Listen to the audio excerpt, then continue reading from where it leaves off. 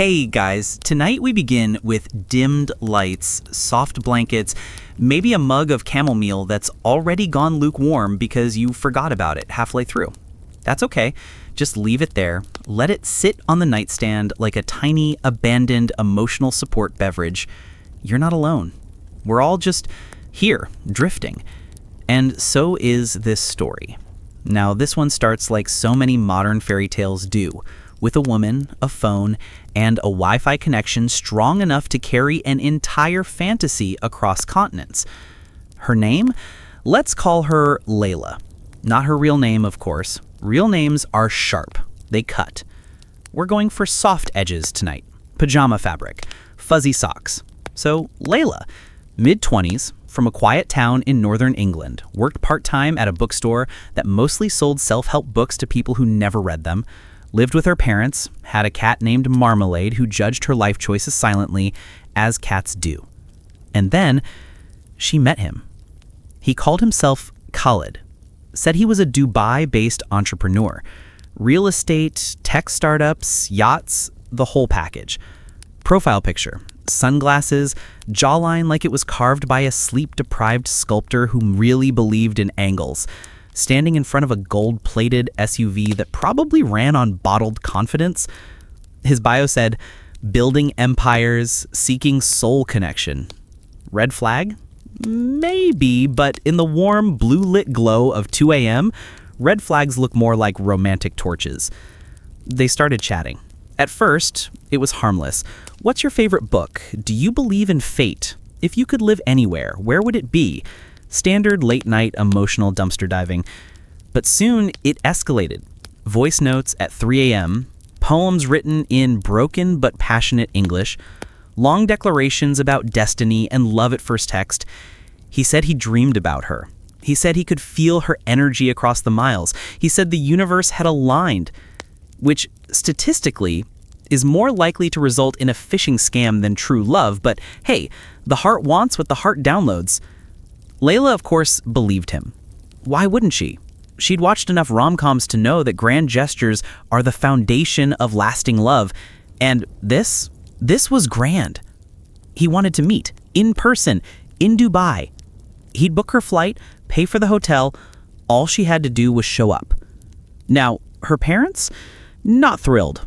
Mom said he could be a serial killer. Dad said he could be 2 serial killers working in shifts.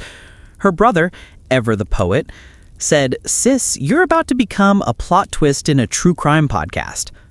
But Layla was certain. This was different. This was real. Love doesn't follow logic. It follows Wi-Fi signals and Instagram verification badges. And so, after 3 weeks of daily video calls, all carefully framed to show only the top half of his face and a suspiciously consistent marble bathroom backdrop, she booked the trip. She packed 1 suitcase, a toothbrush, a new dress she'd bought online that was slightly too tight but made her feel like a leading lady, and her passport. That last one was important. The others, mostly symbolic. The flight was long, 12 hours, turbulence over Turkey, a crying baby 3 rows back. The in-flight movie was a romantic drama about a woman who falls in love with a ghost. Fitting. She watched half of it and fell asleep. Woke up to the captain announcing their descent into Dubai. The city glittered below, like a circuit board designed by a god with a serious lighting budget. She landed, exited the plane, followed the signs, collected her bag, scanned the crowd, looked for Khalid? No one. She checked her phone. No messages, no calls, just a single text from her mom, "You alive?" She waited. 30 minutes, an hour, checked the arrivals board, checked her email, checked if her phone was on silent. It was. She turned it off, turned it back on. Still nothing. Then a message. Finally. "Sorry, traffic.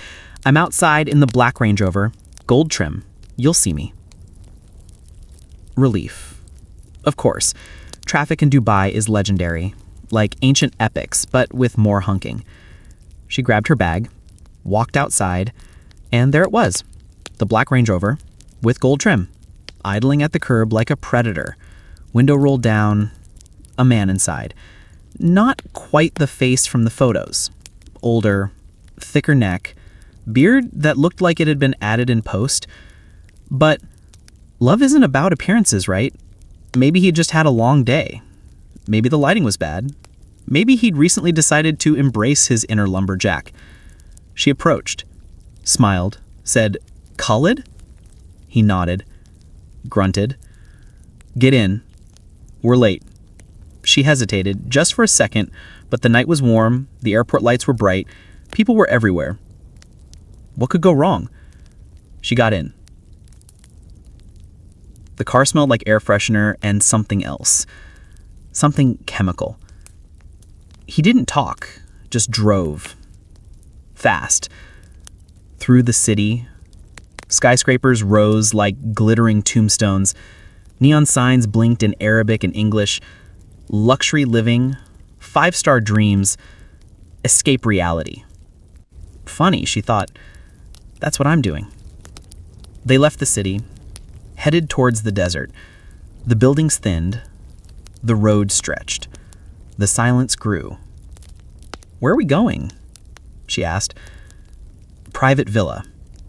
More romantic." She nodded. Smiled again. Nervous. Excited.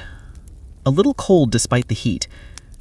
They turned off the main road, down a dusty path, towards a low modern compound surrounded by a high wall.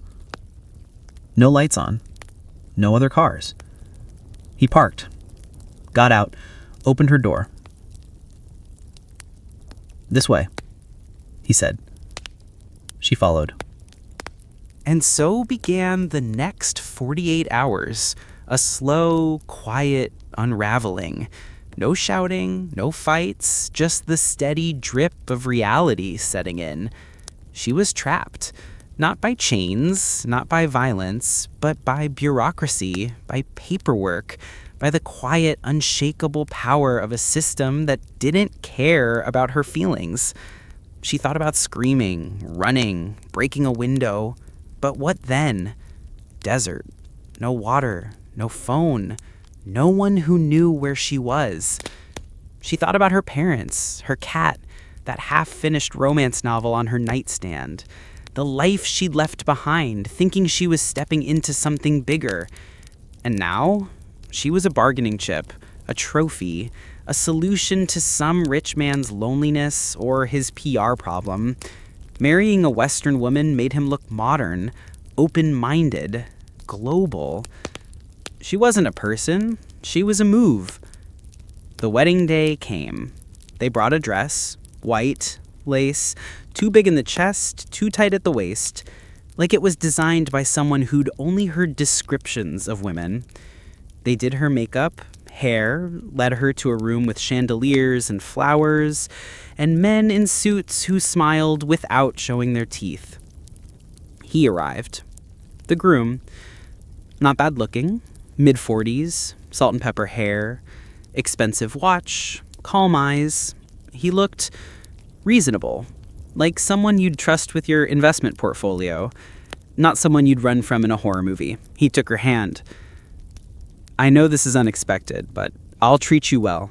That's a promise." She said nothing. The ceremony was short. A single tiny drop of blood in his entire heart. That's it. No arteries, no veins, just a sad little puddle where a heart should be. The rest? Ash. Dust. The remains of a man who was never really alive. Just a symbol propped up by a dying dynasty. And with his death, the Habsburg line in Spain ended. No heirs, no successors, just silence. And a continent-wide war over who got to sit on the throne next, because of course, can't have a power vacuum. That would be chaos. So they fought for years over a dead man's crown while his body was still warm. Meanwhile, Charles's corpse, they kept it on ice for months literally stored in a cold room while the lawyers and generals argued over his remains, because even in death he was useful. Not as a person, but as a claim. Let's float over to another royal disaster. This one involves a queen who hated the sun. Not metaphorically, literally. She refused to go outside, ever. Her name? Maria Josepha Amalia of Saxony, wife of King Ferdinand VIII of Spain. And she was odd. Not in a quirky collects teacups way, more in a terrified of her own shadow way. She was raised in a palace where the windows were always closed, curtains drawn, lamps lit at noon, because her parents believed sunlight was dangerous, unrefined, possibly common. So she grew up in permanent twilight, never saw the sky, didn't know what grass felt like, thought birds were myths. And when she married Ferdinand, a man known more for his mistresses than his diplomacy, she expected the same conditions in Spain. Which, fine. You want to live in the dark? Knock yourself out. But here's the problem. She also refused to sleep with him. Not out of principle, not because she didn't like him, but because she was terrified of sex. See, no one had ever explained it to her. No sex ed, no whispers from ladies in waiting, no accidentally walking in on the stable boy and the chambermaid. Nothing. She thought the whole thing involved teeth, like literal fangs, that the king would bite her, or that something would bite it. She wasn't clear. So she said no. For years. The king? Frustrated. Not just romantically, politically. Because no sex equals no heir, equals no stable succession, equals possible civil war. So he tried everything. Counselors, priests, diagrams. She screamed when shown a drawing of a pelvis. He brought in a doctor who tried to explain reproduction using fruit. A peach, he said, holding one up, the seed inside is like the baby. She threw the peach at his head. Eventually, after 3 years of marital deadlock, she finally agreed to try. The night of the consummation, she wore a full suit of armor. Not real armor, but a thick, padded gown like a medieval hazmat suit, and made the king swear on a Bible that he wouldn't activate the mechanism, whatever that meant. They did the thing. She survived. No heir was produced. Not then. Not ever. She died at 21. Cause, officially, tuberculosis. Unofficially, probably the emotional toll of living in a windowless room while being married to a man who once tried to seduce her with a PowerPoint on royal duty. Let's float over to another royal disaster. This one's about a king who believed he was made of glass. Not metaphorically. He thought his body was literally glass and could shatter at any moment. His name? Charles VI of France, also known as Charles the Mad. And honestly, the nickname tracks. He ruled in the late 1300s, and for the first 20 years, fine, normal, taxed the peasants, fought the English, wore nice hats. Then, the breakdown. It started small. He forgot his name. Then he forgot he was king. And then he started screaming that he was made of glass. He'd cry, "I am fragile. Do not touch me. I will shatter." So they built him special armor. Not to protect him from swords, but to prevent shattering. Leather padding, reinforced gloves, a helmet lined with cotton.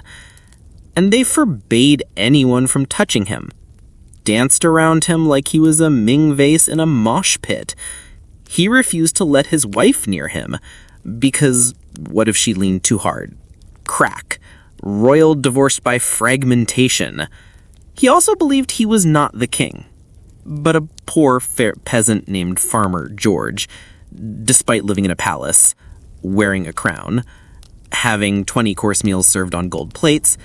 But no, he was a humble farmer who just happened to have a personal jester and a fleet of gondolas. During his episodes, which could last months, the kingdom was run by his uncles, who of course used the time to steal money, start wars, and throw parties where they reenacted the king's breakdowns for laughs. One time they dressed a court jester as Glass Charles and had him run through the halls screaming while people threw pillows at him. Funny. If you're 14th century noble with no empathy, eventually Charles would return, snap out of it, remember he was king, and then silence. No mention of the episodes, no therapy, no apologies, just back to business like nothing happened until the next time. It went on for decades. He died at 45, cause probably syphilis or mercury poisoning from treatments, or just the cumulative stress of believing your kneecaps could explode if you sneezed too hard. But hey, at least he wasn't inbred. Wait, no, he was. His parents, first cousins. His grandparents, siblings. The family tree, more of a spiral. So even his madness might have been inherited. Just like the throne, and the glass delusion, and the fear of human touch. Let's float over to another royal disaster. This one's about a queen who married her son. Wait, no, not her son, her stepson. Slight difference, still horrifying. Her name? Agnes of Courtenay. 12th century, Crusader-era Jerusalem, and she was a player. Born in France, married young, widowed young, then married again, then again, then again. By the time she was 30, she'd had 4 husbands, all dead, all rich, all politically useful. Then she became queen mother. Her son, Baldwin IV, took the throne. And oh boy, what a kid. Baldwin IV, also known as the Leper King. Because, surprise, he had leprosy. Diagnosed at 9.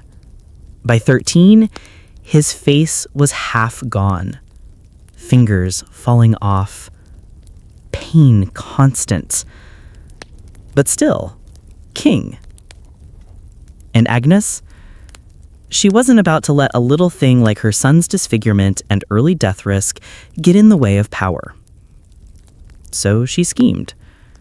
Married off her daughter to a powerful baron, pitted nobles against each other, and then, here's the kicker, tried to marry herself to her son's regent, who was also technically her stepson, because her late husband had married the guy's mom. So the math? Messy. But the ambition? Crystal clear. She wanted control. And if that meant becoming stepmother and stepwise in one go, so be it. The marriage never happened. The regent said no. Probably because even in the 1100s, people had standards. But the fact that she asked, that she thought it was a viable political move, that says everything. Love, family, morality, all just tools. to be bent, broken, used.